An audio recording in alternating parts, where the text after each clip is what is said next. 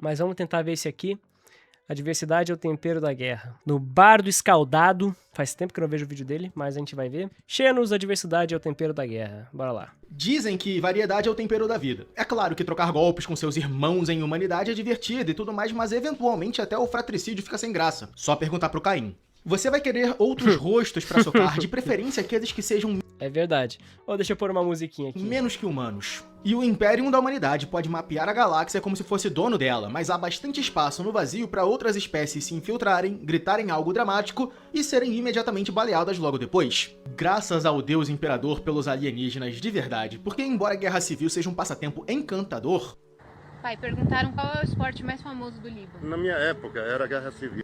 Há algo revigorante em brutalizar alguma coisa que não compartilha nada do seu DNA. Adiciona um toque xenófobo ao coquetel de mania religiosa, violência estatal e matança em escala galáctica. E existem muitos aliens em Warhammer 40k, para variados gostos, para variados estilos. Gosta de algo gracioso, elegante, letal e discreto? Gosta de ondas verdes de cuzões em débito intelectual? Gosta de Gundam? Gostava de Joey e as Baratas? Jogou o Detroit Become Tem baratão, mano. Baratão é maneiro. Human e saiu querendo transar com um robô, tem sempre alguma coisa aqui pra você, tá ligado? É só fazer as pazes com o fato de que se você gosta dos hinos, a GW vai te negligenciar mais do que o pai médio brasileiro negligenciaria a própria cria. Mas, ei, podia ser pior, você podia ser fã dos Beastmen em Warhammer Fantasy. Esses são fodidos. Na real, eu não sei o que é pior. Os Beastmen serem esquecidos e negligenciados ou a GW lembrar do Eldar apenas o suficiente pra fazer os avatares de Caim morrer pra um Space Marine sem capacete, munição ou noção do perigo, tá ligado? Não vou me demorar aqui nos demônios de Khorne, Nurgle, Tzeentch e Slaanesh, porque no fim das contas nós temos vídeos curtos sobre esses deuses no canal. Eu pretendo falar aqui dos aliens orgânicos, que têm exércitos... Não, meu mano Bardo, a galera não manda seus vídeos curtos, infelizmente. A galera só manda de 1 hora pra cima.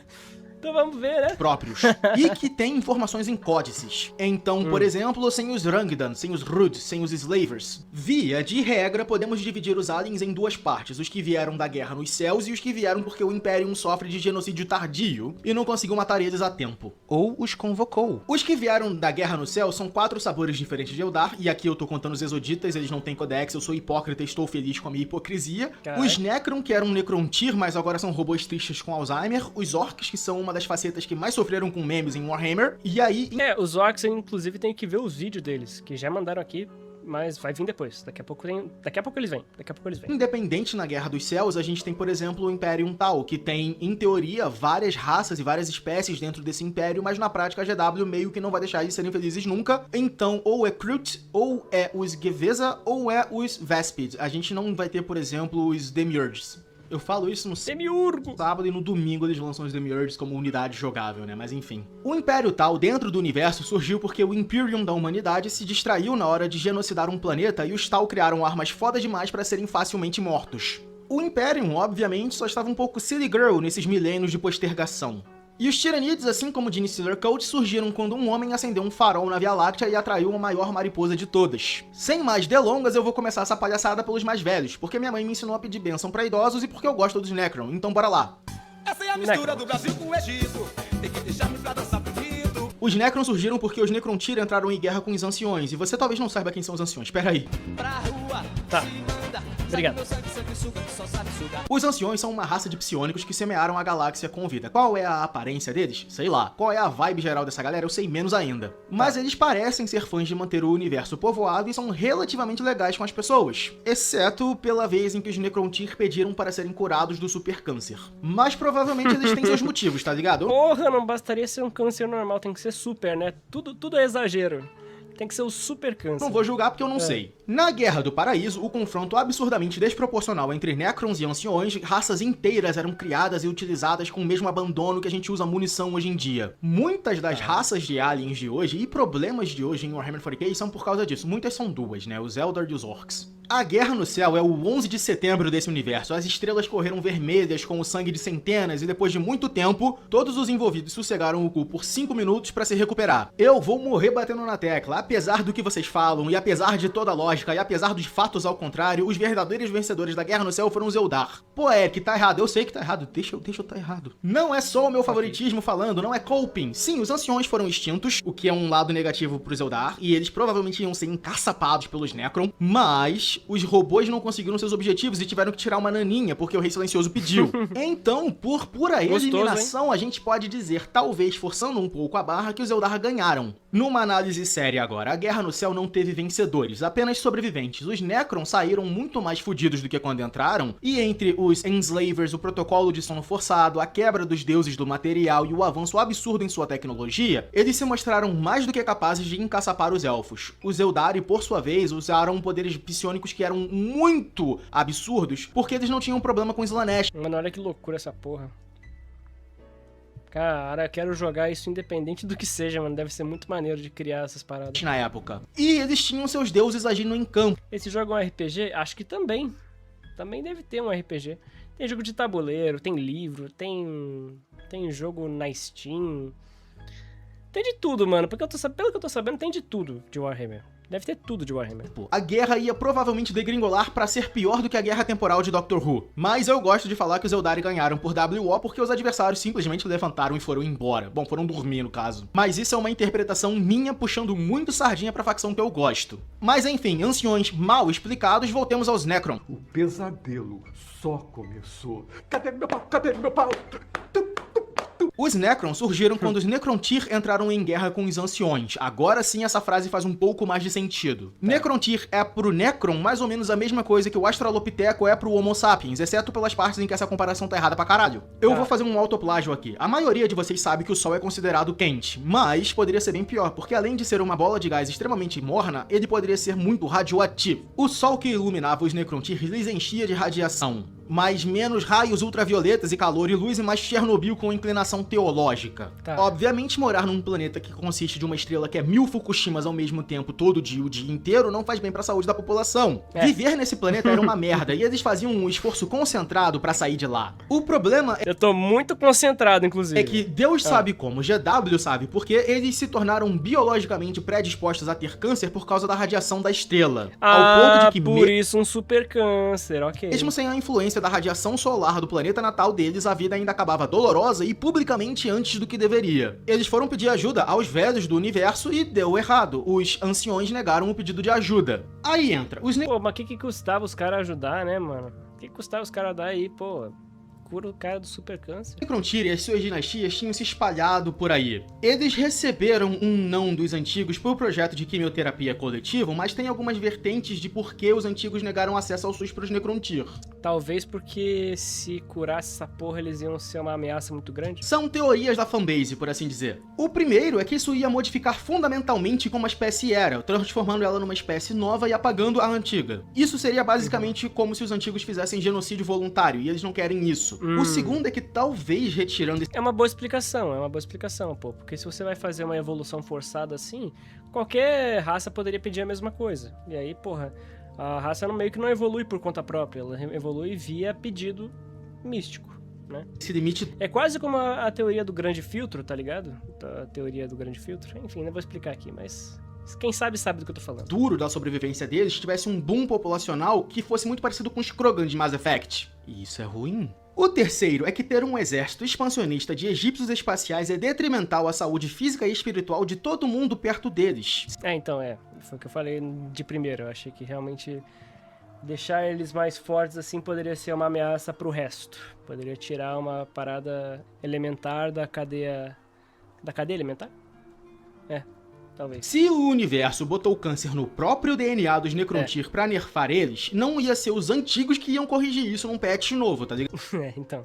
Obviamente, os Necrontyr Da hora, gostei. Foi mais ou menos na linha que eu tava pensando aqui. decidiram ouvir a negação com respeito e acataram a decisão dos antigos. Mas antes de ir embora, eles decidiram tentar lançar um último argumento. Algo que convencesse os antigos de sua cultura pacífica e da justiça da sua causa de cura. Uma guerra galáctica de proporções apocalípticas. Esse argumentum ad bellicum cobriria todas as bases que os Necrontyr queriam dizer e ainda Gostei. seria um excelente uso de ethos para complementar o uso de patos das argumentações. Bom, mais uma vez, não é simples assim. Tem algumas outras coisas pra gente levar em consideração também. Os Ô, Bardo é legal, mano. Bardo é legal. Necrontyr estavam com riscos de fragmentação Ô, Bardo, se você estiver vendo isso, bora marcar uma call um dia, mano. Quero muito trocar ideia com ele. e o rei vigente na época, que não é o rei silencioso que nós conhecemos hoje, é bom lembrar. Bula da Silva mandou R$2,50. Salve. Boa tarde, Gimeombom. Achei teu canal recentemente e amei. Então decidi ajudar com uma pequena quantia. Cara, toda quantia é significativa pra mim, mano. Muito obrigado de verdade. E espero que tenha gostado do canal, mano. Espero que tenha gostado do canal. Obrigadão, de verdade.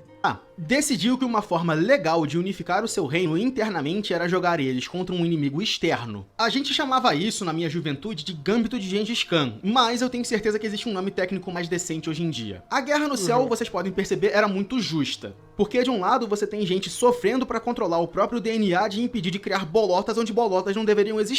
Do outro, você tem absurdos psíquicos pós-escassez que podem ser quase comparadas a deuses do mundo material. A guerra não se desenvolveu necessariamente de acordo com planos necrontirônicos. Tanto faz, eles se viram sendo jogados de volta em seu mundo natal, putos demais além da conta. Até que eles perceberam que a sua estrela não era naturalmente filha da puta, dado o fato de que a maioria das estrelas, até mesmo em Warhammer, não é senciente. A estrela tinha um Kitan, ou um Rtan, eu não faço ideia de como se pronuncia isso. A GW coloca apóstrofes em lugares onde apóstrofes não deveriam estar e ela não diz qual é o intuito da apóstrofe naquele lugar. Eu vou pronunciar como Kitan daqui pra frente, beleza? Eles não são o assunto desse vídeo, então eu vou ser gloriosamente curto com eles. Eles são hiperpoderosos, mas não necessariamente atenciosos. Os Necrontyr, com muito esforço, negociaram com os caras. Pique God of War.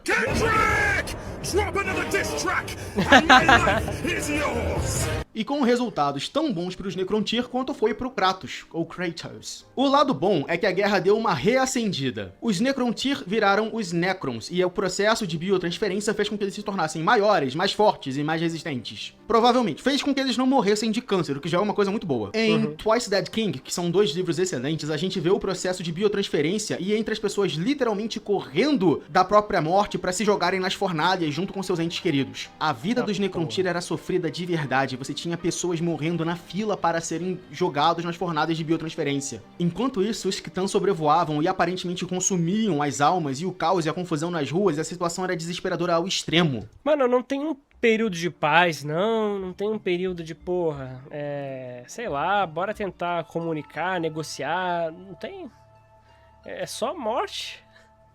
Não sei, tá ligado? Pô, não tem, os caras conseguem produzir tudo. Será que, porra, é Warhammer 40k, tipo, 40k, tá ligado? Leiam Twice Dead King, é muito bom.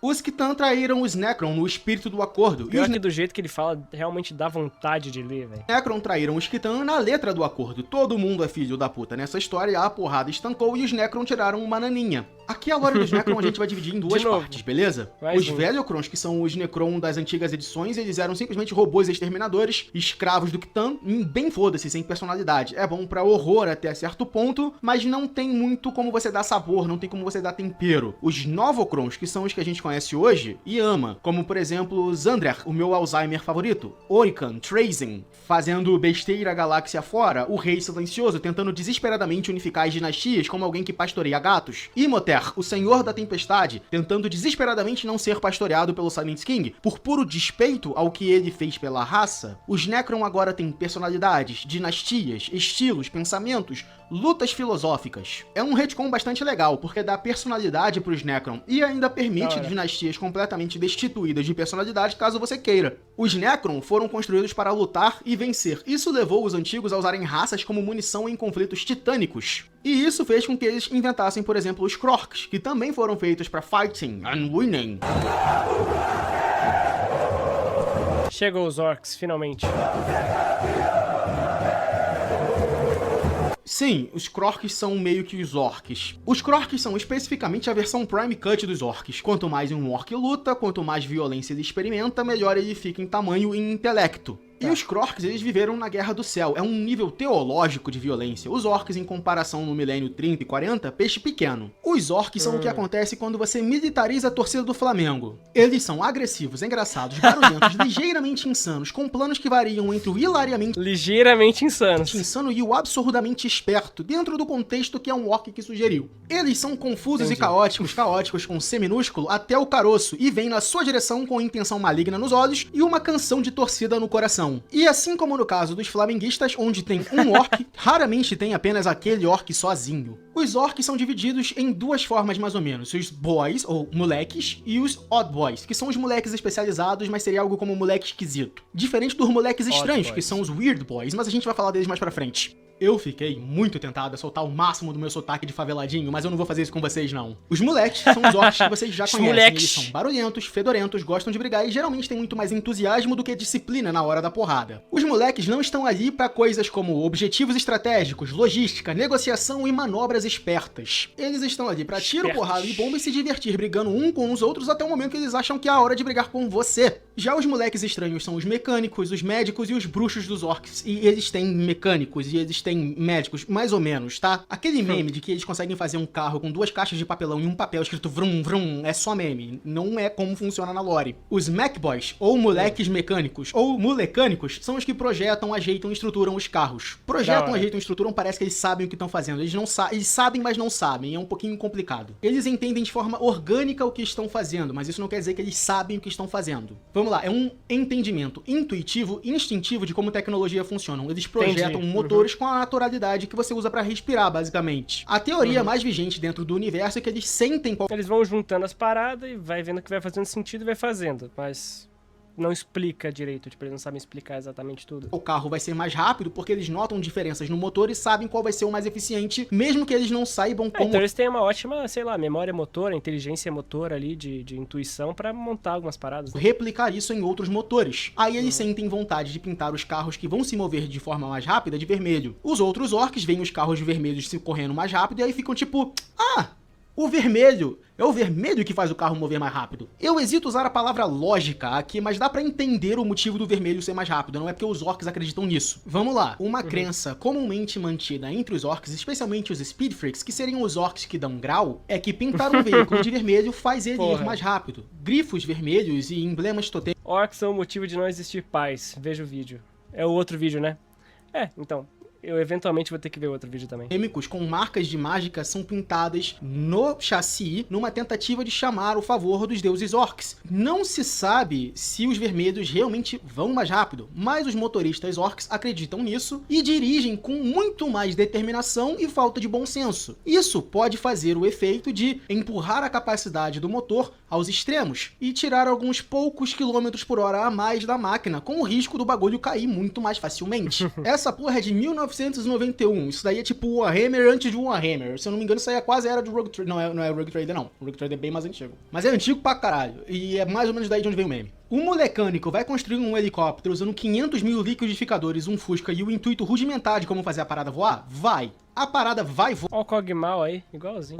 Vai, mas ela é extremamente propensa a cair. Acontece que orcs não ligam pra coisas bobas como sobrevivência, capacidade de pouso, ineficiência de combustível. Eles ligam que a coisa funciona uma vez. Como? Foda-se. A metralhadora faz daca quando você aperta o gatilho. Isso é tudo que você precisa saber. Girou a chave, apertou o acelerador, o carro fez vrum vrum, acabou tudo que você precisa entender sobre o carro, meu parceiro. Você não liga. Combustível, você rouba dos humanos, irmão. Não tem problema. Esse metafórico helicóptero feito com 500 mil liquidificadores talvez não funcionasse se projetado por um membro do Adeptos Mecânicos, mas não porque o membro do Adeptos Mecânicos não teve fé o suficiente, mas sim porque os orcs são detentores de conhecimento dos antigos codificados no próprio DNA. Eles talvez saibam fazer paradas que são mais eficientes do que à primeira vista pareçam ser. O fundamento básico de sustentação e empuxo é o mesmo. O orc só vai conseguir fazer a parada funcionar porque ele não estava preocupado com eficiência de combustível, navegabilidade ou mesmo com sobrevivência do motorista. O que eu quero falar é que eles não vão conseguir fazer coisas que quebram a lei da física. Só vai fazer o troço desnecessariamente perigoso e que nenhuma espécie sã usaria. Mas que funciona. Mas os orcs, como vocês devem perceber, não são sãos. Para os orcs, um design elegante é algo que funciona pelo menos uma vez, funciona com muito barulho e explode magnificamente, provavelmente, talvez, de preferência,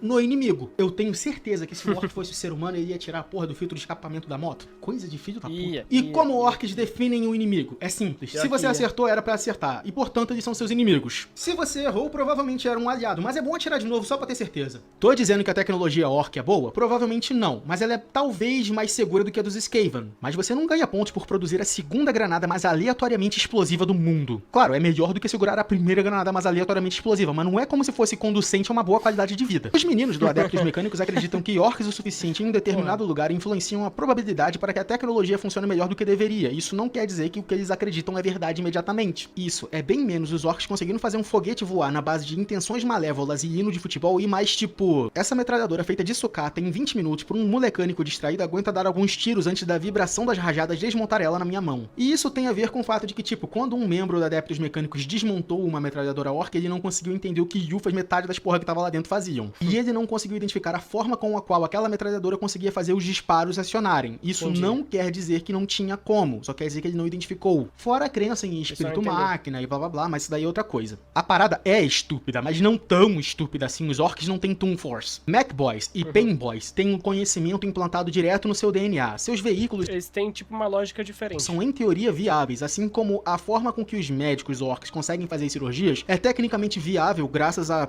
fato de que os orcs são resistentes pra caralho, mas eles também têm conhecimento técnico, mesmo que eles não saibam que eles têm conhecimento técnico. É meio como memória muscular. Tudo manufaturado pelos orcs é bizarramente foi mais ou menos o que eu falei lá atrás. construído, cheio de redundâncias e esquisitices no meio e muitas vezes roubado e reaproveitado de outras espécies. Do jeito que ele fala dos orcs, eu tenho a impressão que esse cara é um elfo.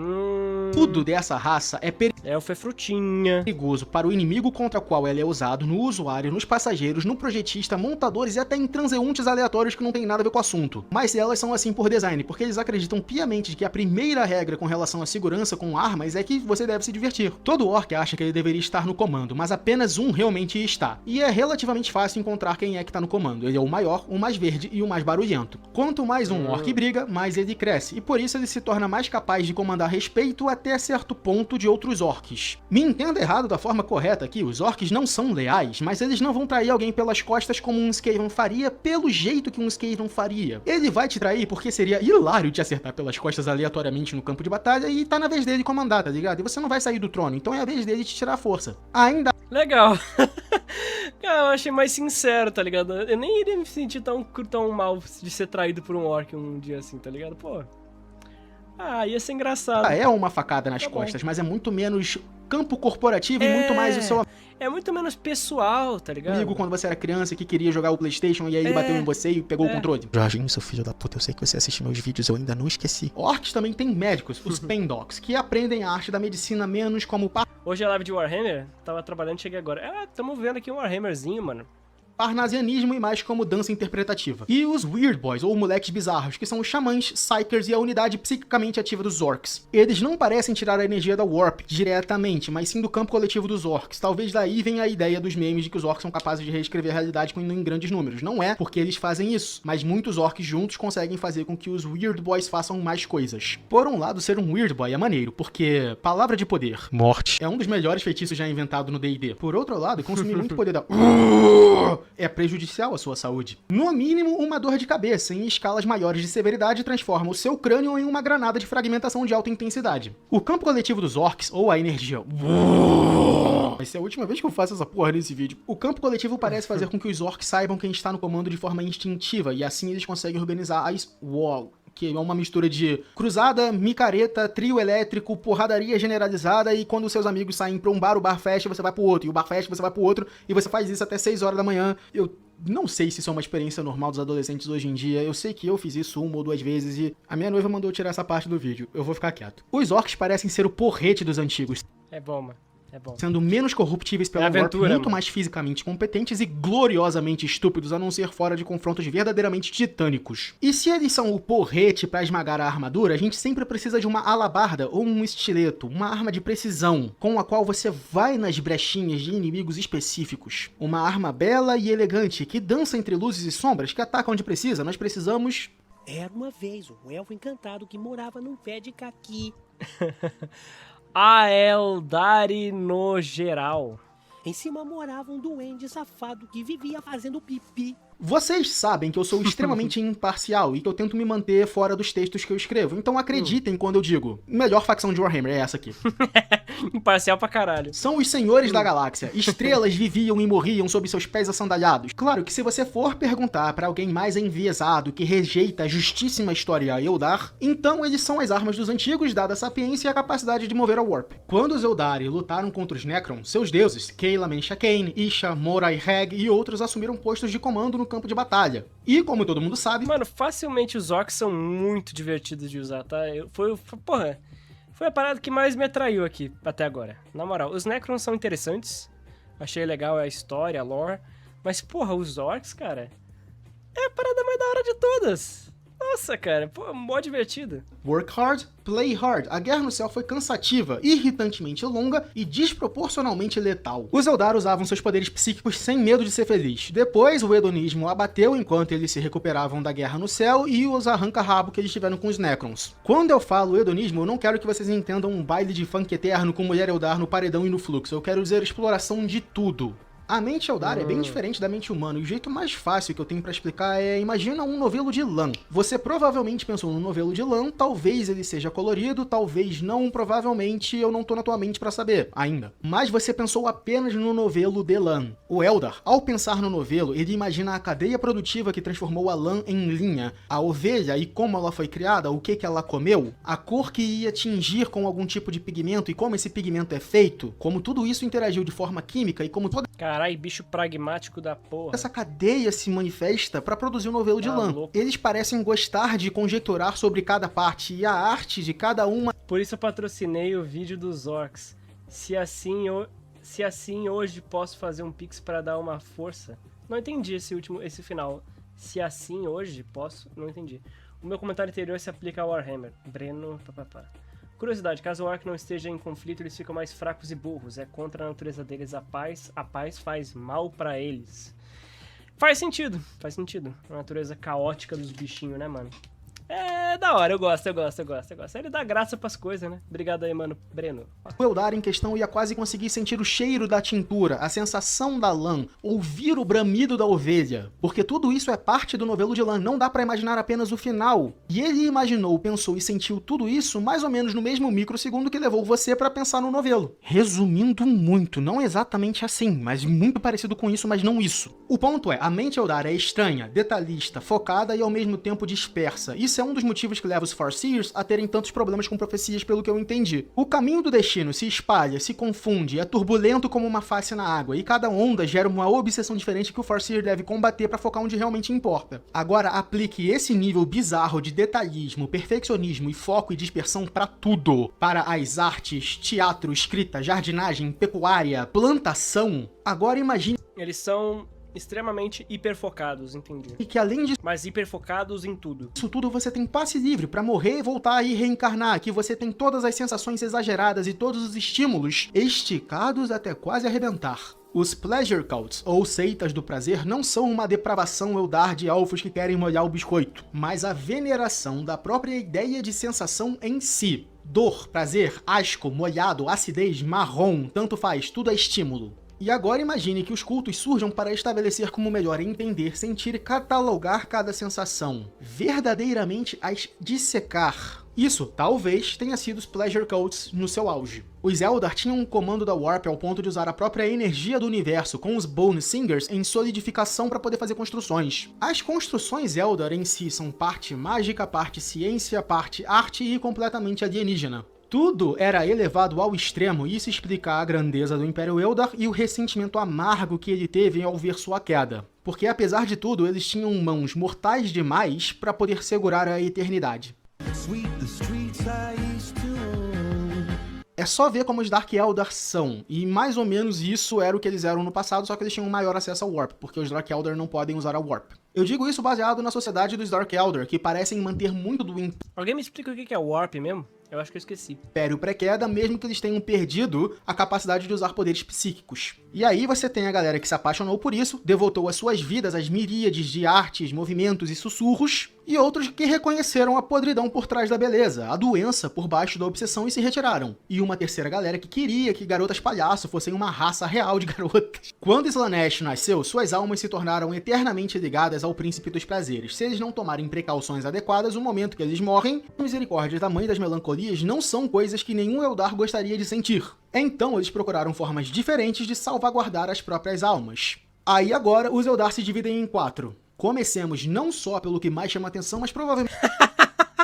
Tá, o Warp é o plano imaterial aonde a crença ganha forma. Que conceito maneiro, hein, mano? Que conceito legal, que conceito bonito. que eu usei pra colocar um thumbnail bem chamativo pra fazer vocês clicarem. Vem de chicote, algema, corda de alpinista, daí que eu percebi que o cara é sadomasoquista. Olha, tecnicamente, talvez mais ou menos um Como é que você fala isso? É Drukhari? Drukhari ou Drukhari? pouco, eles são os verdadeiros herdeiros do Império Eldar. Da mesma forma que o Império Bizantino é o sucessor natural de Roma e não o Sacro Império Romano-Germânico. Os Drukhari são filhos da puta? São, mas desde quando ser filho da puta impediu alguém de ser fascinante? Só vê o Dilbrando. Se os elfos dos Craft World são os elfos mais estilo Senhor dos Anéis ou no máximo o lado mais gentil dos X, os Drukhari são cada lenda sombria de elfo filho da puta com uma pitada de Michael Moorcock e muito da caçada selvagem. Suas armas são intencionalmente confusas, seu estilo de combate é como um canhão de vidro, ele vai fazer um puta de um estrago, mas ele vai sucumbir com a menor das porradas. Eles são a única coisa que faz um White Scar parecer um motorista sensato. Uma das armas é um espelho que, quando é quebrado refletindo alguém, mata a pessoa É quase como se os orcs fossem counter natural dessas porra, né? que o espelho tá refletindo. Por que isso? Sei lá, mas tem aquela vibe de conto de fada velha guarda, tá ligado? Eu acho isso maneiro pra caralho. Eles não escaparam completamente de Slaanesh, mesmo protegidos como estavam dentro da Webway, com as suas almas caindo de gota em gota para a Senhora Sussurrante. Mas, com um pouco de esforço e muito cuidado, eles descobriram um método relativamente agradável de impedir Slaanesh que os sodomize para o resto de pra sempre. É um método pesadamente humanitário e extremamente digno para os herdeiros da decadência hegemônica da galáxia. Horror, tragédia, sadismo e um hedonismo de boca de estômago bem filho da mãe. Usando a dor, a humilhação e a exploração das sensações e outros tantos fatores, os cidadãos de Komohar, a cidade negra da Webway, conseguem impedir que as suas almas sejam sugadas por Slaanesh, ao repô-las com o sofrimento de outros, usando a dor de outros para repor a própria alma, mais ou menos. Ah, e os elfos são filhos da puta, o imperador faz a mesma coisa. 1000 Psykers por dia para que ele nunca verdadeiramente morra, tão repondo a alma do cara. Com o uso de escravos dedicados para tortura, a excitação das arenas de combate e a continuidade dos piores excessos pré-queda, eles revigoram as suas almas vazantes. Se Slaanesh morresse amanhã, eles parariam com isso? Provavelmente não, mas eles fazem por necessidade também. Foi olhando a sociedade de Cabaos e de seitas de bruxa e de como funciona a sociedade Eldar que meio que eu conjecturei como é que eles eram pré-queda. E podemos falar da organização interna de Komohar, com as suas bruxas, Cabaos, as Dubraelvect, os Mandrakes ou Mandrakes e os horrores da cidade outro dia. Por hora basta saber. O pesadelo de toda criatura da galáxia é ser capturado vivo por um Dark Eldar, saibam eles ou não. A morte não virá, a não ser como a recompensa final de um escravo há muito surrado. Existem formas gloriosamente sombrias de garantir que a vida eterna seja uma punição, e os Dark Eldar categorizam, estudam e refinam todas elas enquanto tentam descobrir outras mais. Esqueça moralidade, Caralho, ética, moleque. bom senso, abrace a autopreservação, estética, beleza e horror. Toda a gloriosa brutalidade de Vampiro à Máscara sem um segundo de preocupação com a Masquerade ou com a fera interior ou com a falta de humanidade. Todo mundo aqui é no mínimo um pretendente a Zmis. A noite eterna da galáxia é uma criança e os Drukhari dançarão alegremente enquanto mundos inteiros ardem porque o som dos gritos harmoniza gloriosamente. Nós viemos das mais profundas regiões da É a porra do Pinhead. experiência. Demônios para alguns, anjos para outros. Existe beleza no horror e horror demais na beleza extrema, e nessa fina linha os Drukhari fizeram a sua casa. Dá pra ver que é uma das minhas facções favoritas, né? Sem lágrimas, por favor. É um desperdício de bom sofrimento. Existem outras formas de manter a alma a salvo de Slaanesh, é claro, a dos Drukhari é a mais divertida se você for um completo sociopata, mas se você não for, tem um outro método que eu posso te recomendar. Ser um dos mecenas do canal, orgulhosamente Olha custeando aí. as minhas invasões no Olha espaço aí. real, onde eu posso pilhar mundos desavisados atrás de escravos, butim e material aí. para a arena. Se o rio fosse ligeiramente mais púrpura, ele já seria Komohar, a cidade amaldiçoada, e se Komohar tivesse um carnaval melhor, ele definitivamente seria o rio. Afinal, essa cidade produziu o clássico vem de chicote, algema. Muitas são as glórias de viver em um lugar onde o bom senso e a moralidade são apenas uma sugestão, e muitas são as dores de viver em um lugar onde um overload sensorial está a uma JBL estouradaça de distância. Sai do Rio de Janeiro, mano. O Rio, assim como Komohar, é uma cidade maravilhosa, purgatório da beleza e do caos. E os mecenas É uma porra, mano. Saia do Rio. Nunca volte pra lá. Caraca, é muita gente. Caraca, é muita gente. Parabéns aí, mano. Muito membro no canal. Ó o cara, ó o cara. É crime. É uma criança, Slanesh provavelmente tem os dedos no fundo da alma de vocês e é melhor se proteger, não é? Então se junte aos mecenas do canal. É óbvio que eu ia botar o pitch de convite ao mecenato do canal no segmento dos Drukhari. Eu amo os elfos sadomasoquistas mágicos cracudos extradimensionais demais. Há um charme único em ser um filho da puta que abraça a filha da putagem e transforma isso numa arte. Uma facção inteira do Vaaz Montenegro de Far Cry 3, tá ligado? Eu acho eles maravilhosos. O Rio de Janeiro já foi comparado nesse canal a Warp, a Comorra, a Skaven Blight, a Nova Antioquia de Trent Crusade. Às vezes eu acho que eu tenho a impressão de que parece que eu não gosto do Rio de Janeiro. É mentira, eu adoro aqui, eu só não gosto dos cariocas. Mano, o Rio de Janeiro é muito amado pelos cariocas, mano. É muito amado. Porque realmente é um lugar legal, é um lugar muito legal. Só que puta que pariu, mano. Não dá pra viver lá, não. Devia ter sido eu! Devia ter sido eu! Devia ter sido eu! Enfim, sejam membros do canal. Galera estranha, né? Financiem meu cabal, e no meu cabal, a restrição é o pecado supremo daqueles que não ousam ser verdadeiramente carnavalescos. Falando em restrição e repressão, ao invés de um exagero glorioso, falemos dos... Minha pequena Eva, o nosso amor na última sonata. Os Craftworlders ganham... A Suriane. Tá, a gente já teve Orcs, Necrons, Aeldari, Drukhari e agora Craftworlds Eldar. Ganharam uma fama ruim à toa. Geral fala que eles ajudaram a criar Slanesh, mas essa é a galera que viu que o Império tava fazendo merda e foi embora. É meio que como culpar os crentes pela putaria que acontece no carnaval. A vida num Craftworld é relativamente estável, a não ser que você more em Yandel, Malanthai ou Care-E. A GW gosta de escaralhar Craftworlds às vezes. A sociedade dos Azuriani é basicamente uma vida monástica, dedicação plena e cuidados com as sensações para não sair sendo hedonista. Olha que coisa linda, olha que coisa tranquila. Uma mistura de monge fascista e a imagem popular que a galera tem dos samurai. Tá, não é tão linda assim, não. Inclusive no fato de que a maioria não é militar. Porra. Os Eldar... Tchau, mano. Tchau, John Johannes. Tamo junto. Boa sorte aí. Caminham por muitas trilhas para manterem a mente ocupada. E essas trilhas são a forma que eles têm para manter a mente... nada em Warhammer é muito legal, né? Pura, longe das influências de Slanesh, mas a alma deles é protegida de outra forma. Joias de espírito, ou Spirit Stones, são o jeito que os Azuriani ou os Eldar de Craftworld conseguiram usar para manter a sua alma longe das carícias abrasivas de Slanesh. Quando você morre, você vai para dentro dessa joia. Joias também chamadas de Lágrimas de Isha, que é a deusa da cura Eldar. Exceção dessa regra, os Exarcas, ou os Orcs, e os Lord Fênix. O Circuito do Infinito é a versão meio artificial, mas extremamente bem protegida do pós-vida Eldar, se recusa terminantemente a absorver o espírito dessa galera, e os Eldar jamais deixariam seus senhores Fênix descansarem assim. Exarcas são, metaforicamente falando, estátuas vivas de obsessão militar. A armadura que eles usam é, metaforicamente, a sua pele, as armas, extensões de seus membros, metaforicamente. Não há chance dessa galera voltar para a vida civil, eles são fantasmas vivos cujo futuro é morto antes dos seus corpos, para sempre presos dentro da trilha que os aprisionou. As trilhas mais conhecidas são a do Guerreiro, que vem com uma variada e colorida quantidade de formas diferentes de trazer a morte, caos e destruição aos seus inimigos, e a trilha do Vidente, de onde vêm os magos, longevidentes ou Farseers, e as outras insanidades psicoativas dos Eldar. Mago eu traduzi de... Falou, Caetano, valeu, boa noite. Warlock, não necessariamente que eles são magos no sentido tipo Fireball. Pelo que eu entendi, a ideia geral é que você vai começar uma trilha e ela até o final alcançar a perfeição nela, mudar de caminho e começar do zero. Quando você... Ansioso para a parte 3 do Canequinho? Eu também tô. Comecei a escrever há pouco tempo. Mas vai sair, vai ficar legal.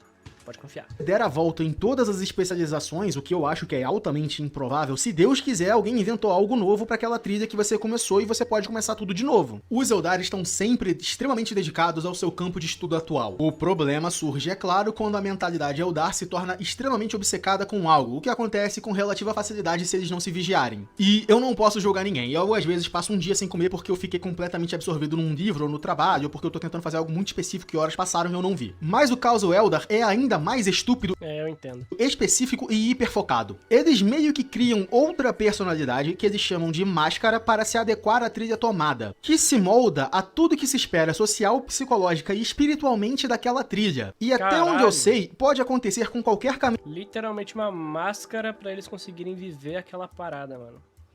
caminho Eldar que você se perca nele e não consiga tirar a máscara. Porque o que os caminhos ou trilhas representam não são apenas escolas de ensino e técnicas, mas perfeccionismo como prisão, obsessão como limitador e supressão da própria personalidade como liberdade. As trilhas a serem caminhadas são vias em que a mente Eldar pode escolher para poder se especializar e entrar em obsessões sem se perder completamente e podendo retornar à sua linha base, na maior parte das vezes. Trilha do cozinheiro, você se perdeu nela. É quase como um backup. Você vai fazer o Gordon Ramsay parecer calmo com relação a como ele trata cozinheiros ruins. Trilha do artesão com foco em música, você já viu Whiplash? Imagina aquilo, mas com um professor menos intencionalmente escroto, mas 500 vezes mais intenso. Conta de novo. 1, 2, 3, 1, 2, 3. Foco em poesia. Vamos supor que você vai falar pra sempre em heptâmetro iâmbico, naturalmente, confundindo e irritando todos ao seu redor, assim como Gravemind fazia em Halo. Ou pior, fica enchendo tudo de aliteração. O ponto é que, se você se perder nas trilhas, você não consegue tirar a sua máscara de ofício e aquilo se torna sua identidade. Você se torna escravo daquela arte, mas pelo menos ela será tão devoradora da sua personalidade que você não precisa se preocupar com o hedonismo desenfreado do Eldar pré-queda. Yay! O foda é que quando você é um exarca, você se perde dentro de um dos múltiplos santuários e facetas dos guerreiros aspectais. E enquanto ver um cara que fala demais de literatura é chato pra caralho, conviver com alguém que é obcecado pela forma ideal de combate, que mantém em mente sempre a forma perfeita de engajar com alvos diferentes e que literalmente não consegue desvencilhar a própria personalidade da guerra a tal ponto que agora ela é praticamente um avatar de guerra personalizado, não é chato, é desconcertante. Os Eldar veem os exarcas com uma mistura de respeito, admiração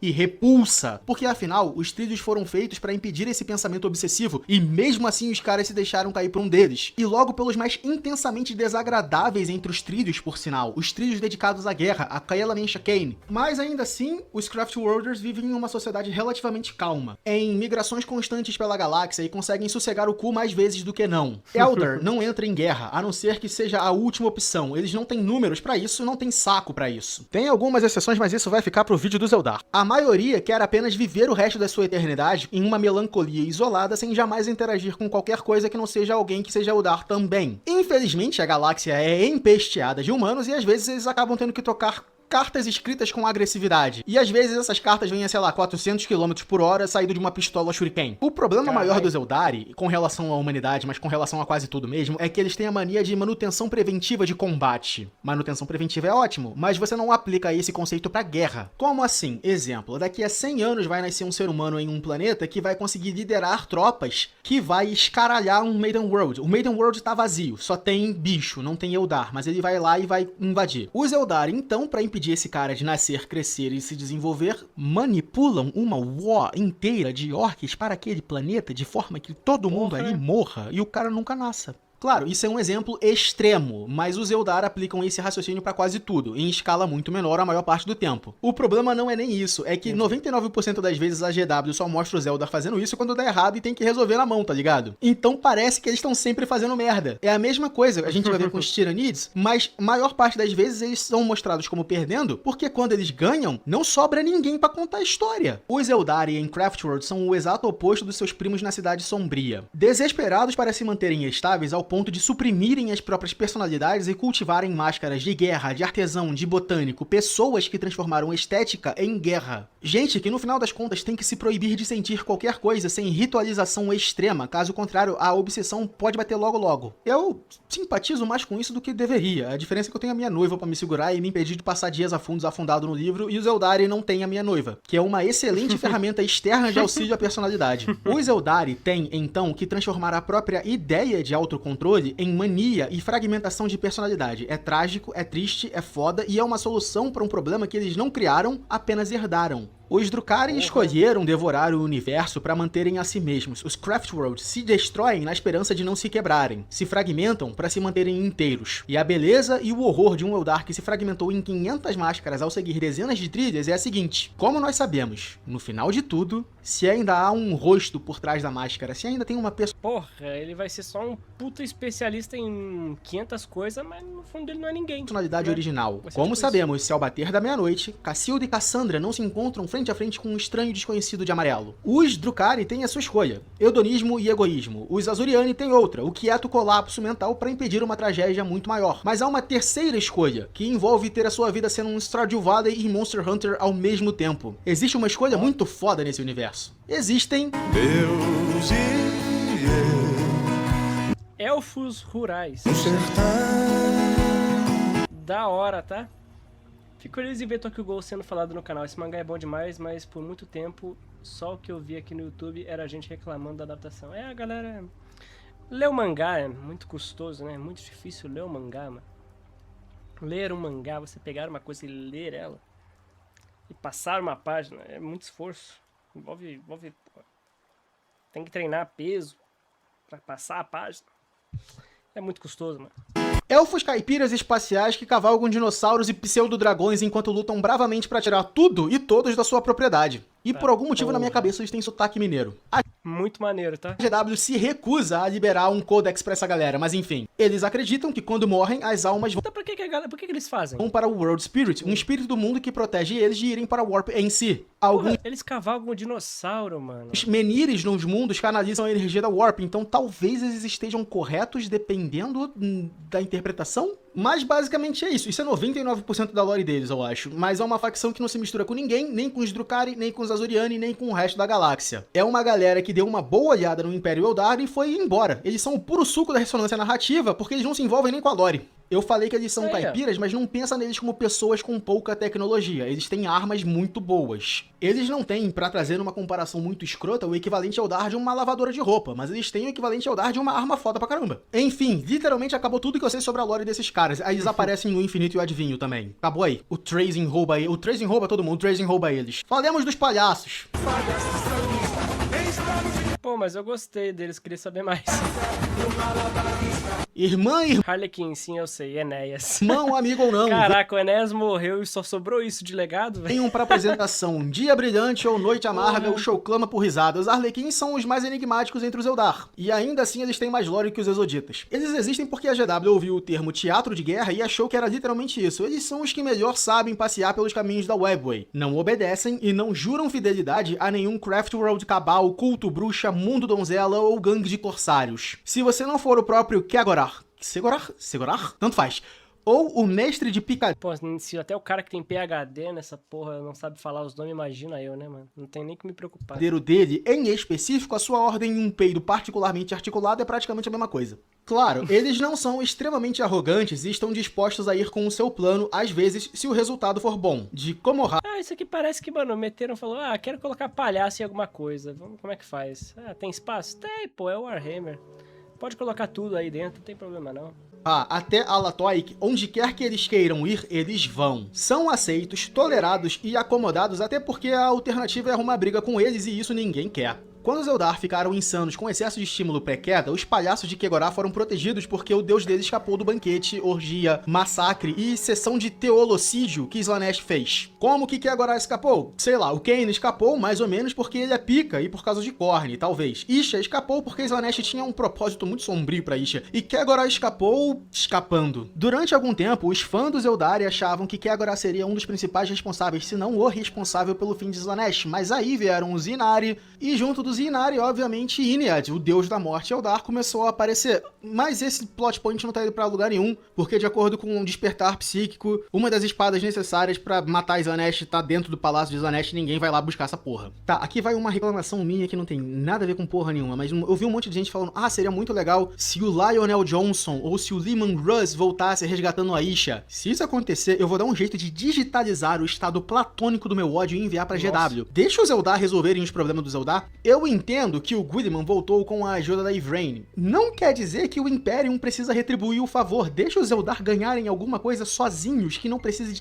30 Black Templars, o culto mecânicos, a ajuda expressa e imediata do Tigurius. Enfim, os Arlequins são nômades velozes extremamente interessantes com um armamento arcano e esquisito. Armas que são feitas tanto pra impressionar quanto pra chocar. Eles performam no campo de batalha com fogo e fúria e nos mundos que visitam com paixão e poder. Eles contam as histórias dos antigos Eldar, pré-queda, o orgulho, o baque, a recuperação, contos dos deuses, contos de heróis. São a tradição viva dos Eldar dada forma e são um dos poucos glóbulos brancos da Webway, por assim dizer. Garantindo garantindo que incursões demoníacas menores sejam lidadas sem jamais chegar no espaço de carne. E, por serem aceitos no porto de piratas disfarçado de cidade que é Komoha e no manicômio ordeiro dos Azurianes, são os que meio que forjam as pazes entre os diferentes sectos quando a situação tá verdadeiramente fodida e só um esforço conjunto meio que vai solucionar o dia, talvez. E eles são os protetores da Biblioteca Negra, a Black Library, não a editora da GW, a Black Library dentro de Warhammer. Até o Hanadandra, ou a luta final, eles devem proteger a Biblioteca Negra e a irmã dos Mil Filhos não deve botar os pés ali até que seja mais hilário deixar ele se fuder com conhecimento de dentro do que só embarrear o caminho dele por fora. Se os Drukhari se refestelam na podridão da decadência do passado, como um porco no chiqueiro, os Craftworlders se reprimem, se destroem em vida para evitar qualquer excesso de sua história não ostentar, e os Exoditas simplesmente abandonam qualquer memória ancestral, os Harlequins, seu deus palhaço, são a memória viva da espécie, mostrando aos Drukhari o horror, não apenas a glória, mostrando aos Craftworlders a liberdade, não apenas a prisão, e mostrando aos Exoditas que não existe como fugir dos problemas para sempre. São professores de árduas lições, celebrantes de gloriosas situações, e babacas que escaralharam os Custodes, o que eu sim. Tudo isso só pra falar dos palhaços? Sempre vou adorar lembrar. Os palhaços do que agora são o que a raça Eldar precisa, mas nem de longe o que ela quer. Em Hanadandra, a luta final virá quando eles acharem o tom, um acorde com um lindo som e fazer com que fique bom, outra vez, o próprio cantar. Quando Kegora e Inead esmagarem Slaanesh e mostrarem a piada final para uma galáxia que há muito esqueceu o humor. Eu posso sonhar com os elfos sendo úteis, não posso? Porque na lore isso provavelmente não vai acontecer, eles não vão jogar Slaanesh fora, eles não são loucos. Eu acho que isso encerra as raças originadas na Guerra no Céu, mas nem de longe todas as raças que existem na galáxia. A gente vai falar das que surgiram por causa do Imperium, seja por negligência ou seja porque o Imperium chamou eles. As que provam que, desde sempre, o pior inimigo da humanidade foi e sempre será o governo. Uma chegou na galáxia por causa do Imperium, e a outra se estabeleceu e cresceu porque o Imperium atrasou o próprio racismo. Isso aí. Enfim, bora continuar aqui. A primeira vez que o Imperium viu o Império Tal, eles eram um bando de tribos selvagens lutando uns contra os outros. Foram marcados para extermínio em uma data mais conveniente e deixados para lá. Uma tempestade da Warp isolou o sistema por muito tempo, e quando ela baixou, os Tal tinham carabinas de pulso, mechas estilo Gundam, uma sociedade de castas e um novo projeto de expansão. Para o bem de todos, é claro. É para o bem de todos. Para o bem de todos. Os Tal são um refresco no resto da galáxia. São um império em crescimento e em expansão, uma força de renovação na galáxia, uma cultura que floresce e brilha, enquanto o resto da galáxia escurece e definha. Bom, existem alguns indícios no Dawn of Acho que aquilo ali não foi proposital, não. Acho que aquilo ali foi erro de edição. War, no Dark Crusade especificamente, que mostram eles talvez cometendo esterilização forçada de populações humanas. Mas tem o atenuante de que essas populações eram revoltosas, e o narrador de Dark Crusade é uma testemunha que não é confiável, ou seja, ele colocou o próprio viés pró-império dentro do que ele estava falando. Outro indício de que o Império talvez não seja tão bom assim e tão unificado é a existência do Enclave Farsight. A gente vai falar disso mais a fundo mais pra frente, mas ele não se rebelou porque ele queria liberdade, igualdade e o fim do sistema de castas. Algumas pessoas acham isso, não é isso que acontece. Ele se rebelou porque ele era contra o fato dos Etéreos, ou seja, a casta dominante entre muitas aspas, manter alguns segredos como, por exemplo, a verdadeira extensão do Império, a existência de caos e demônios, e o fato de que a Warp é uma coisa que corrompe do resto do Império Tal. Por que a Warp corrompe? Existem algumas implicações que os capacetes dos Vespid meio que ajudam a controlar eles, ou pelo menos a dar uma amaciada muito forte nas pessoas que usam esse capacete de comunicação. E os Kroots são usados mais como mercenários descartáveis do que como aliados fiéis, mas tudo isso tem explicação dentro da lore, de forma que não deixa o Stahl tão ruim assim. A ideia do capacete, por exemplo, é simplesmente tirada do fato de que logo depois que os capacetes de comunicação foram inventados, os Vespid se integraram ao bem maior de forma muito rápida. Ou seja, eles podem simplesmente concordar com o bem maior e terem aceitado o Império. E os Kroots são mercenários. Eles simplesmente são mercenários. Eles são auxílias mercenárias. Então, ao mesmo tempo que o Império Tal tem coisas que meio que deixam eles soturnos, elas têm explicações que não, olha só, talvez ele não seja soturno não. Então você pode escolher a sua interpretação, se ele é uma coisa idealista ou uma coisa autoritária e opressiva. Depende da sua interpretação, e a lore é ambígua o suficiente, até onde eu consegui ver, para permitir as duas interpretações ao mesmo tempo. Mas lembre-se, nunca aconteceu nada no planeta da paz celestial e não a guerra no sistema de Bassin-C. E essas implicações são exatamente isso, apenas implicações. A lore do Stahl coloca eles como expansionistas pragmáticos, interessados em uma Mano, nunca teve nada em Bassin-C. Bassin-C tá tudo bem. Construção de sociedade que é firmemente tal-cêntrica, óbvio, mas com espaço para coexistência de outras raças, caso elas trabalhem para o bem de todos. Pro bem de todos! Para o bem de todos! Cala a boca! Beleza, que o sistema de castas depende da história e biologia tal, e meio que quebra quando a gente coloca humanos, Vespid, Kroots, Demiurges e outros dentro do meio. E beleza, que todo o desenvolvimento político deles é uma mistura de imperialismo econômico e soft power, que faria os norte-americanos ficarem vermelhos. E se você pensar forte demais no lugar deles na galáxia, eles entram em desespero existencial. Mas ainda assim, eles têm muita coisa pela frente. E o contraste entre eles e o resto do universo é interessante. Ressalta o quanto o resto de todo mundo, com seus variados graus de esse é o nosso fundo do poço, está tétrico, terrível e triste. Há também os enclaves Farsight, de um separatista tal. Não falaremos dele muito a fundo aqui. Afinal, o Estado não permite muito a discussão sobre traidores, mesmo quando ele foi valoroso na luta que ajudou o Império Tal em Arcs of Omen. Os enclaves Farsight não são os verdadeiros caras legais de Warhammer. Só porque ele se libertou dos Ethereals não faz dele um defensor da liberdade, justiça e caminho americano. Ele não é o Superman careca. Ele é um sabor diferente de autocrata, mas um sabor definitivamente mais gourmet. Até porque ele não se rebelou porque achava os Etéreos feios. Ele se rebelou por causa do conhecimento do caos e como isso fez questionar muito sobre o Império Tal. E eu acho que ele também recebeu algumas informações do engrama psicológico do mentor dele, o Pure Tide, mas eu posso estar confundindo ele com um outro Tal. Mas, de acordo com o suplemento deles, o governo dos planetas é uma mistura estranha. O nome deles serem Tal, assim, Tal. De democracia, com representantes eleitos e uma centralização do poder na mão de aliados do Farsight, os 8 que ele escolheu e são os melhores amigos dele, mais próximos e fiéis pessoalmente a ele. Então, o quanto dessa democracia é verdadeira e o quanto é fachada fica ambíguo. E eu acho isso legal pra cacete.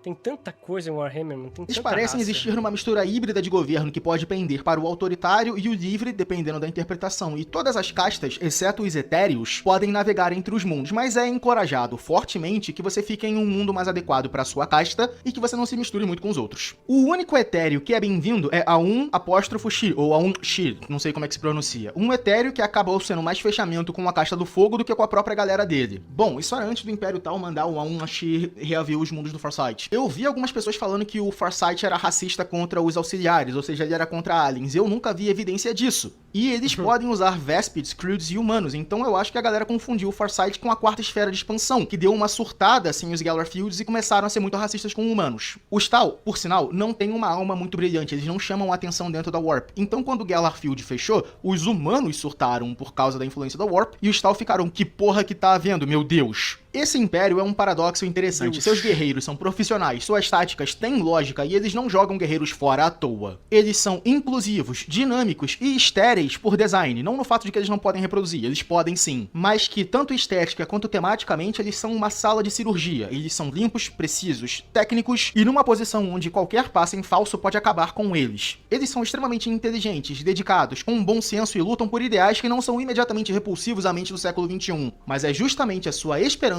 e o seu posicionamento como o mal menor que deixa eles tão traiçoeiros e perigosos, porque eles não enganam, não necessariamente, e eles não esmagam, eles convencem. E isso é o soft power todinho, né? Faz com que o Império odeie muito os Geveza, ou as pessoas que mudaram de lado pro Império Tal, porque é uma queda onde quem cai é cúmplice do fato de ter caído, e isso é digno de um castigo muito catártico. Mas os Tal destoam fortemente do resto da galáxia por aceitar as diferenças até certo ponto e integrar aliens. Tirando os Space Marines, Orcs e Tiranidas, qualquer um que eles veem, eles vão tentar meio que colocar pra dentro do Império primeiro e atirar em um distante segundo lugar. E Dark Elders também, mas eu não sei se eles conseguem diferenciar os Eldar dos Dark Eldar.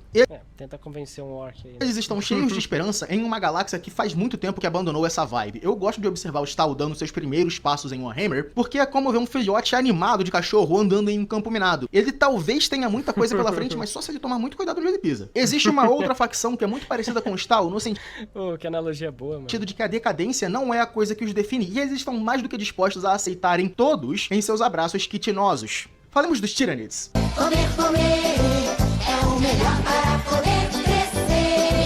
Não tem muito o que explicar sobre eles. Eles são um enxame extragaláctico que devora biomassa e deixa mundos inteiros como rochas vazias no espaço. Os caras são uma infestação de barata, enxame de gafanhoto em proporção bíblica, show de horrores, e através da seita dos rouba-porra, ou genocleptores, ou gene stealers, uma máquina de subversão social. São também um ataque de DDoS ambulante nas entidades da Warp, com a sua habilidade Shadow in the Warp, mas isso vocês já sabiam.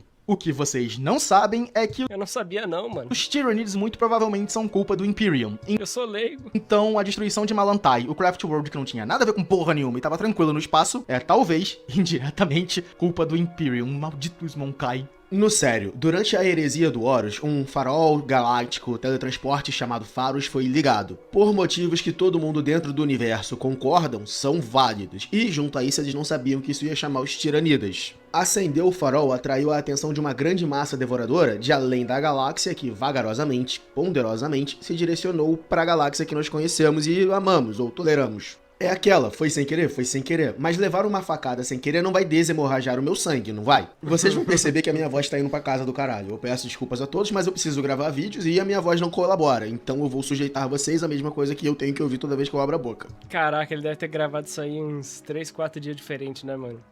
Porque, porra, também, mano, 1 hora de vídeo não é fácil, cara. Não é fácil não, o bagulho é bizarro.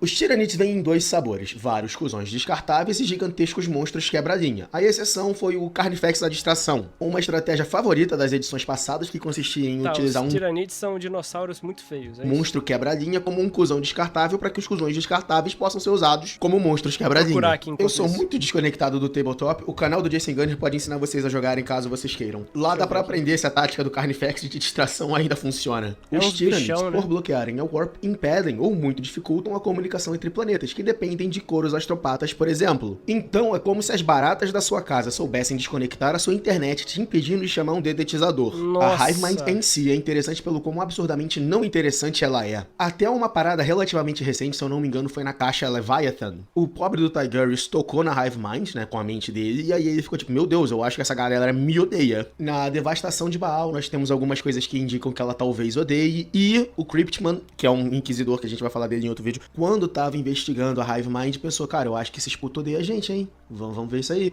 Então não é lore 100% novo, mas é uma lore antiga que eu tava esperando que eles fizessem retcon, mas aparentemente a Hivemind tem emoções.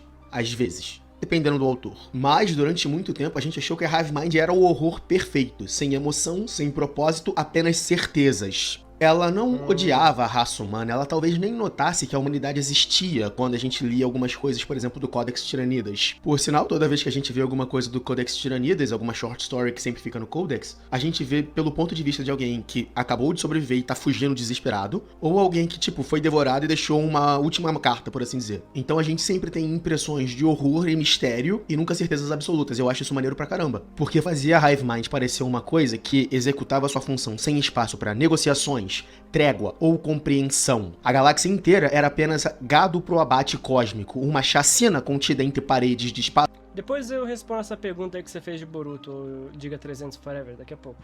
extragaláctico. Doce néctar sanguíneo para ser extraído por um enxame inimaginável, implacável e irrepreensível. Fome dada sapiência. Sim, sapiência porque a Hivemind pode não dialogar com outras espécies, mas ela é esperta. Ela aprende, ela adapta, ela altera, ela adorna, ela abstrai lições e ela devora. Claro, a maior parte das vezes em que a gente ouve falar dos Tyranids é porque eles foram derrotados por alguém. E isso meio que atrapalha um pouco a visão de caos e horror do além do cosmos. E muitas das vezes a gente olha pros Tyranids e pensa, nossa, eles são bonitinhos. Porque eles são bonitinhos de uma forma meio grotesca, tá ligado? É um dinossauro fofinho até, embora zoado. Luca, eu vou patrocinar o vídeo, mas vai ficar pra outro dia. Beleza, mano. Pode mandar aí que eu boto aqui na fila. O horror dos Tyranids não é tanto só os seus números ou só o fato de que eles conseguem te devorar, mas também o fato de que eles conseguem entrar na sua mente de várias e múltiplas formas. Eles são terror de Psykers, por causa da sombra na Warp. Eles são terror da pessoa comum, por causa dos Zoanthropes. A gente sempre pensa nos Tyranids como um filme de ação, como por exemplo Tropas Estelares, a Guarda Imperial contra os Tyranids, tiro, porrada, explosão, granada, artilharia. Ou a gente pensa neles no campo estratégico e aí fica horror cósmico. Mas, se você quiser fazer uma parada muito pegada Silent Hill com os Tyranids, você pode. Bom, com algum esforço, é claro. Porque aquela, apesar de afetar primariamente pessoas que nasceram com a inclinação psíquica, a sombra sobre a Warp, ou a sombra na Warp, afeta todo mundo. Todo ser humano que não é um pária é ligado à Warp, e você consegue sentir eles arranhando a sua mente. Nos momentos finais, um planeta inteiro é uma sinfonia de horror, paranoia, aquele medo muito específico que você sente quando você sabe que tomou uma decisão errada, mas não sabe qual foi, e agora você tá lidando com consequências que você não imaginaria que seriam daquele tamanho e proporção. Frio e abandono. Por algum motivo, os Tyranids viraram uma piada na comunidade gringa porque eles sempre aparecem perdendo. Mas uma invasão Tyranid bem escrita? As luzes se apagam por toda a galáxia. Olha aí. E não sei se nós haveremos ascender novamente. Os Tyranids chegaram, e com eles, a fome inigualável do espaço escuro entre as galáxias. Os sussurros entre os neurônios das mentes dos Psyches e os passos quintinosos entre as paredes de predadores que, apesar de reflexo refinado dos jovens, têm a memória ancestral de uma mente mortal e fria os guiando. A galáxia é um animal a ser devorado.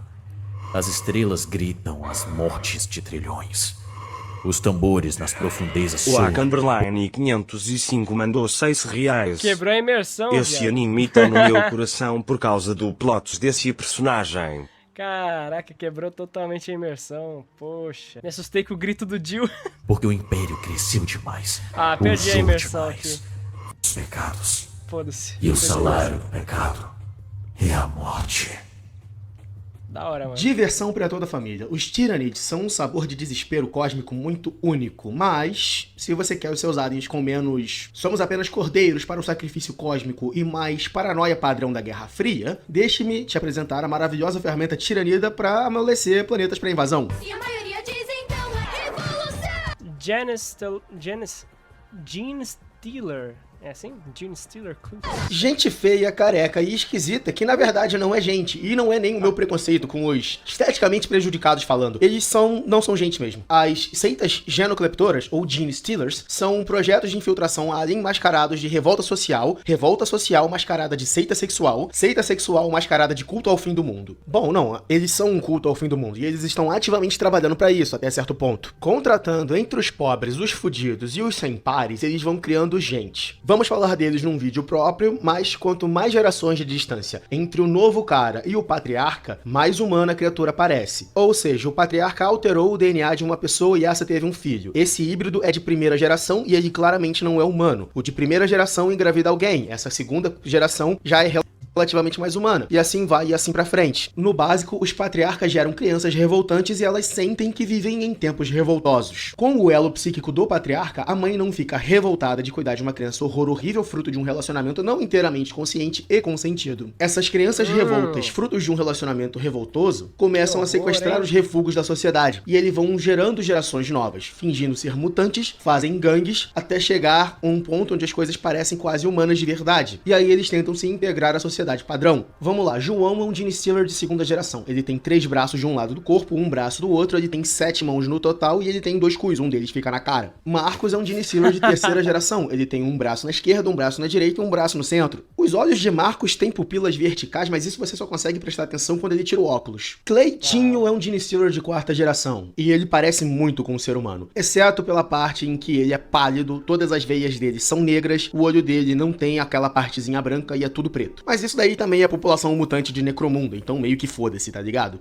Aí chega a hora divertida, a marcha lenta para posições de poder. Os que se parecem com humanos são inseridos em posições de autoridade até onde a sua mutação visível deixa. E lá eles sabotam a estrutura social, enfraquecem e desviam recursos, alimentam rebeliões, colocam munição na mão de revoltosos e fazem o que a CIA faz. E aí gerações e gerações passam até eles se sentirem verdadeiramente prontos pro dia da ascensão. E aí as crianças revoltantes se revoltam até que a revolta se esgote. E esse dia da revolta, é muito bom ressaltar, é um dia que eles meio que dão um grito psíquico dentro da Warp, não necessariamente dessa forma, mas é o jeito mais fácil de explicar num vídeo curto não, né, mas é um jeito mais fácil de explicar nesse vídeo, e eles chamam a atenção dos Tyranids, que pegam um planeta que tá ou em guerra civil aberta, ou muito dividido, ou tendo que lidar com o fato de que eles estão se recuperando de uma guerra civil aberta. Os Gene Stealers estão tipo, pode ouvir o povo a cantar, é a canção do revoltoso, é a canção de um povo que não será escravo de novo. Os Gene Stealers acham que lutam por liberdade, mas na verdade eles lutam pra virar pão. Eis a verdade da igualdade, só somos iguais dentro do caixão. E aí quando a Hive Mind chega, come todo mundo e vai embora. Mas não tem problema nenhum você virar refeição, tá ligado? Algumas das minhas melhores amigas são marmitas. Mas eu acho muito legal essa diferença entre, por exemplo, o que os Gene Stealers representam, que seria uma revolta social, e o que os Tyranids representam dentro deste contexto dos Gene Stealers, que é uma parada bem feed the machine. Os patriarcas então ativam o alarme de jantar, as sabotagens acumuladas, os Deadman Switches sociais são acionados e o mundo é amaciado em uma guerra civil e desestruturação social, facilitando e muito a invasão. Os Tyranids não são burros e sabem que é muito mais fácil lutar com alguém que tá doente do que com alguém saudável. Então eles discretamente colocam aquele planeta inteiro com o equivalente social de diarreia. E se você pode discretamente fazer com que o seu adversário seja também cego, surdo e mudo, fica muito melhor pra você. E é o que os Tyranids fazem. Não é trapaça quando é estratégia. Sabotagem intestinal é válido até em lutas de boxe, caso você não seja pego. Aí os cultos são basicamente dominados pela Hive Mind. E aí fica muito fácil de ganhar, né? de mãos dadas se jogam nos poços digestivos. Não porque são particularmente Pô, mas aí até eu. Mano, já é careca. suicidas. Não é como se eles achassem que a própria consciência foi um erro evolutivo e deveriam, irmãos e irmãs, Caraca, o bardo. andar de mãos dadas em uma última meia-noite. Uma borderlinda está envolvida. Um despeito final ao universo, rejeitando uma barganha ruim de existência. Eles os fazem porque a Hive Mind os força. Afinal, biomassa é biomassa. Uma borderlinda carequinha? Eu tô revendo True Detective esses dias por causa de Signalis. A gente vai ter vídeo de Signalis também. Eu tô muito obcecado por esse universo. Eu gosto dos cultos Gene Stealers. Eles são a representação de toda rebelião que se mistura com crime, que promete liberdade e acaba botando novos, opressivos e opressores senhores no lugar. Temos ecos da Revolução Francesa, que instaurou o período de terror e logo depois a ascensão de Napoleão. Borderlinda? Galera, Temos ecos do Khmer Rouge e seus excessos e crânios na floresta. Temos as Jacqueries francesas medievais, toda a revolta popular guiada por intelectuais para tirar outros intelectuais do poder. Todo o movimento onde os ricos mudam quem manda, matar gente pra depois ficar no poder e mais gente morrer depois pra trocar gente no poder e continuar. mas os pobres apenas perecem. Eu não sou um homem muito idealista. Eu não acredito que o mundo melhora, só que ele deteriora. E todo o povo que luta por liberdade acaba lutando apenas por pão, no fim das contas. Chama de pessimismo histórico, se quiser, mas as seitas de Stealers tocam no ponto que é ótimo porque dói. E dói porque, de trás de todos os monstros do espaço, mutantes, orgias psionicas e deuses estelares, apresenta uma faceta social real, um padrão de sofrimento ecoado na nossa própria história. E eu gosto deles também porque aquela maga carecona psionica tem um charme psicótico que ativa os meus neurônios, tá ligado? Aquela mulher não ia precisar de muito esforço pra roubar os meus genes. Deus, eu adoro ser daltônico, porque isso permite que eu ignore todas as bandeiras vermelhas que aquela mulher apresentou no trailer. Enfim, esses são os aliens de Warhammer 40k. Não todos, é claro, mas os mais apimentados. Todos eles terão vida. Esse cara, mano. Deixa pra quem gosta então, Lucas. Sobra mais pra mim e pro psiquiatra. E pros psiquiatras. Os próprios, eventualmente. Mas eu espero que eu tenha convencido alguns de vocês que tem mais do que apenas o Imperium em Warhammer. Não me entenda mal, hipercatólicos, turbo-autocratas, tecnomanuais, bizantinos góticos no espaço são legais pra caralho. Mas se fosse só a humanidade e o caos, ficaria muito chato muito rápido. Os aliens trazem vários sabores de tom, tema e trauma que podem ser dissecados a fundo e trazem um certo tempero. O Imperium em si é rico em tons e temas, mas com os aliens a GW pode explorar outras coisas mais a fundo. Obsessão com Porra, coisa pra caralho disso de passagem, tá? Videozinho de 1h15. com autocontrole, utopias e o preço que é pago por elas, revolução e o ciclo de desespero, esperança. Só quem é guerreiro ficou até aqui desde o começo. Quem tá aí desde o começo, grita eu. Grita aí no chat. Revolta, repressão e desespero de ser preso no passado a tal ponto que o medo do futuro se torna uma coisa quase genética. Ser fã médio do Corinthians, todas essas coisas podem ser exploradas melhor caso você aplique uma visão completamente alienígena e retire tudo que é humano até ficar apenas aquela parte. Por isso, aliens e alegorias são legais. Tolkien ressuscitando pra me dar uma porrada agora, vamos lá. Foi intencional da GW fazer isso? Provavelmente não, mas eu não vou deixar a Olha aí, ó, o VHS Caju tava aí desde o começo, é real. oportunidade perfeitamente boa de... Eu cheguei tarde, Você também tava aqui desde o começo, meu mano Breno. E o Pedro Henrique também tava. falar merda pseudo-filosófica na internet, passar. E eu espero que eu tenha convencido vocês da supremacia dos verdadeiros mestres da galáxia, os Eldar. Abrace a Elfo Pio e aceite o seu lugar, Monkai. O Elfo Pio, Elfo... sangue corre, a fúria se ergue, a morte acorda e a guerra chama. E enquanto eu falava, o avatar de Kane morreu pra, 2 guardas da Guarda Imperial com uma baioneta enferrujada. Oh, well. Até o próximo vídeo. Deu pra perceber que eu troquei de microfone na parte final do vídeo? Deu. E sua voz também foi pro caralho, meu mano. Mas é isso aí, é o preço por fazer um vídeo longo.